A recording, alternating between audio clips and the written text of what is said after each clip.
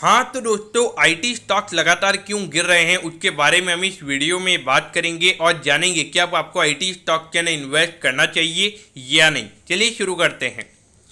तो देखिए, यहाँ पे दो ऐसे मेन रीजन है जिसकी वजह से हमें आईटी सेक्टर के अंदर यहाँ पे अभी सेलिंग देखने को मिल रही है। तो देखिए, वैसे तो ब्रॉडर मार्केट पूरा सेल हो रहा है, पूरे मार्केट में सेलिंग है, लेकिन सबसे ज़्यादा सेलिंग प्रेशर हमें आईटी इंडस्ट्री में देखने को मिल रहा है। तो जो सबसे पहला रीजन है वो ये है कि नैस्डैक इंडेक्स। तो देखिए, नैस्डैक इंडेक्स की अगर हम बात करेंगे, जहाँ पे मोस्टली टेक कंपनीज हैं जैसे कि अमेजॉन, फेसबुक या फिर जो स्नैपचैट, नेटफ्लिक्स, ये सब कंपनीज हैं, तो वो अपने ऑल टाइम हाई से वो इंडेक्स 30% से भी ज़्यादा अभी नीचे ट्रेड कर रहा है। तो देखिए, मोस्टली हमारा जो आईटी सेक्टर है वो उस इंडेक्स को फॉलो करता है। मोस्टली जिस वे में नैस्डैक का इंडेक्स जाता है और उसी वे में हमारा जो आईटी सेक्टर का इंडेक्स है वो भी उसी वे में जाता है। तो वहाँ पे अगर डेफिनेटली अगर जो टेक कंपनीज है वहाँ पे अगर ग्लोबली अगर सेलिंग देखने को मिल रही है, तो वहाँ पे कुछ जो पार्ट है यानी कि कुछ जो फंड हाउजेज है, फॉरेन इंस्टीट्यूशनल इन्वेस्टर्स हैं, वो इंडिया से भी अपना आईटी कंपनीज से अपना जो अलोकेशन है वो वहाँ पे कम करेंगे और वही हमें यहाँ पे होता हुआ नजर आ रहा है। और देखिए, अब आपका क्वेश्चन होगा कि ये जो पूरा ग्लोबली आईटी कंपनीज में सेलिंग क्यों देखने को मिल रही है, क्योंकि देखिए यहाँ पर जो लगातार है ना इजी मनी की जो बात चल रही है, इजी मनी को टाइटनिंग करने की, जो फिस्कल पॉलिसी उसको टाइटनिंग करने की यहाँ पे बातें चल रही है। तो वहाँ पे डेफिनेटली जो प्रीमियम वैल्यूएशन इन कंपनीज को मिल रहे थे और वहाँ पर अगर आप देखोगे जो रेवेन्यू के फोरकास्ट थे इन कंपनीज के वो काफ़ी ज़्यादा कम होते हुए नजर आ रहे हैं। तो डेफिनेटली अगर वहाँ पे इतनी ज़्यादा ग्रोथ नजर नहीं आ रही और इतने वैल्यूएशन अगर इन कंपनीज को मिलेंगे तो वहाँ पे प्रॉफिट बुकिंग हमें देखने को मिलेगी और वही हमें यहाँ पे होता हुआ नजर आ रहा है।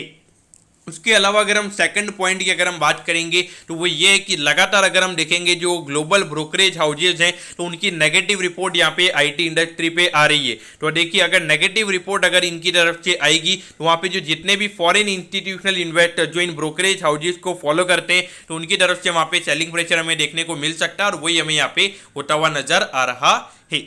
अब आपको लग रहा होगा कि ये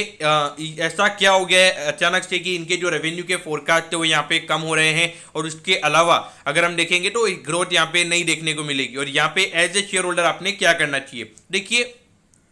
अगर हम देखेंगे तो यूएसए में रिसेशन की बातें वहाँ पे चल रही है और अगर हम बड़ी बड़ी कंपनीज के नंबर्स की अगर हम बात करेंगे, चाहे फेसबुक हो या फिर उसके अलावा अगर हम बात करेंगे एप्पल, स्नैपचैट, ये जो कंपनी कल 40% गिरी है, तो इनके जो प्रेजेंटेशन हो रहा है, जो इन्वेस्टर प्रेजेंटेशन छोटे, जो कॉन्कॉल्स होते हैं, वहाँ पे मैनेजमेंट की तरफ से थोड़ी सी नेगेटिविटी देखने को मिल रही है, यानी कि उन्हें ऐसा लगता है कि आने वाले टाइम पे ग्रोथ के नंबर्स कम हो सकते हैं। तो डेफिनेटली अगर वहाँ पे ग्रोथ की जो एक्सपेक्टेशन है अगर वो कम हो रही है तो वहां पे जो इनके आईटी स्पेंड है, यानी कि जो इन कंपनीज के साथ इनके कॉन्ट्रैक्ट होते हैं आईटी कंपनीज के साथ, वहां पे डेफिनेटली वो रेवेन्यू का जो फोरकास्ट है वो यहाँ पे भी कम हो सकता है, क्योंकि डेफिनेटली अगर उनके खुद का रेवेन्यू का नंबर कम हो रहा है तो वहां पे उनकी तरफ से भी जो स्पेंडिंग है आईटी के ऊपर वो वहां पे कम हो सकती है। तो ये एक थोड़ा मेजर प्रॉब्लम जो मुझे आईटी इंडस्ट्री में नजर आता है वो ये कि इनका मेजर फोकस अभी यूएस में है और अगर अभी यूएस में अगर रिसेशन आता है तो वहां पे डेफिनेटली इन कंपनीज के ऊपर इफेक्ट पड़ेगा। तो उस पॉइंट ऑफ व्यू से मेरे ख्याल से जब तक चीज़ें नॉर्मलाइज नहीं हो जाती है, तब तक एक बार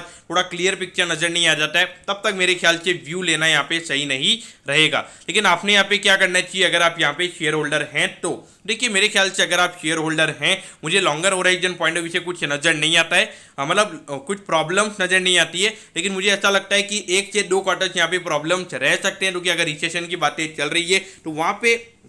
जब फियर आपके साथ में काफ़ी ज़्यादा होता है तो वहाँ पे वैल्यूएशन ज़्यादा मैटर नहीं करता है। जैसे कि अगर आप देखते हो कि डिमांड के स्टॉक के लिए डिमांड काफ़ी ज़्यादा है तो वहाँ पे ऊपर प्राइसेस जाती रहती है और नीचे की साइड में यही होता है कि जब फियर काफ़ी ज़्यादा होता है तो वहाँ पे प्राइसेस गिरती रहती है। मेरे ख्याल से तो अगर आपने इन्वेस्टमेंट किए हुए हैं और अगर आप लॉस में, तो मेरे ख्याल से यहाँ पे आपने एड ऑन करना चाहिए, क्योंकि मुझे यहाँ पे ऐसा लगता है कि अराउंड 8 से 9% तक का करेक्शन हमें रेवेन्यू में देखने को मिल सकता है और लगभग 10 से 15% से प्रॉफिटेबिलिटी यहाँ पे गिर सकती है अगर यूएस यहाँ पे रिसेशन में जाता है तो। लेकिन ऐसा नहीं है कि इन कंपनीज का जो बिजनेस है वो ही बंद हो जाएगा, तो यहाँ पर आपने बिल्कुल ही सेल कर देना चाहिए। अगर long term point of view से इन्वेस्टेड है तो इन्वेस्टेड रहिए, अगर और एलोकेशन लेना चाहते हैं मेरे ख्याल से एलोकेशन ले सकते हैं, क्योंकि अभी वैल्यूएशन पॉइंट ऑफ व्यू से चीजें नॉर्मलाइज हुई है, वैल्यूएशन यहाँ पे अभी कंफर्टेबल नजर आ रहे हैं, उस पॉइंट ऑफ व्यू से एलोकेशन लिए जा सकते हैं। तो दोस्तों, मैं होप करता हूँ कि आईटी स्टॉक क्यों गिर रहे हैं ये आपको अच्छे समझ में आ गया होगा। अगर आपकी कोई भी क्वेरीज है आप कमेंट कीजिए, मैं जरूर आपके कमेंट पर रिप्लाई